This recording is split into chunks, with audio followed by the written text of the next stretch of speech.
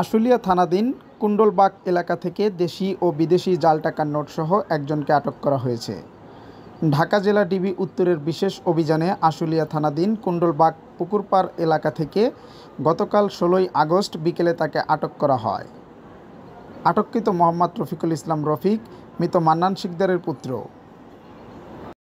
এ সময় তার কাছ থেকে ৩৯,৫০০ ভারতীয় জাল রুপি ও ১,১৬,০০০ বাংলাদেশি জাল টাকা উদ্ধার করা হয়।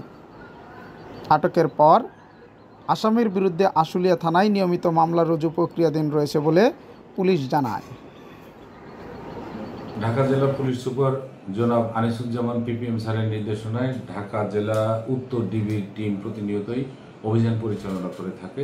তারই সূত্র ধরে আজকেও বিশেষ অভিযান পরিচালনা করাকালীন আমাদের একটি টিম গোপন সংবাদের ভিত্তিতে জানতে পারে যে আশুলিয়া থানাধীন কুণ্ডলবাগ পুকুরপাড় জিরাবতে একজন জাল টাকার কারবার চালাচ্ছে। সেই সংবাদের সত্যতা যাচাইয়ের লক্ষ্যে সেখানে পৌঁছায় এবং কৌশলে সাব ইন্সপেক্টর মোতালেবের নেতৃত্বে উক্ত ব্যক্তিকে ধৃত করেন। তার নাম রফিকুল ইসলাম, বয়স ৪২ বছর।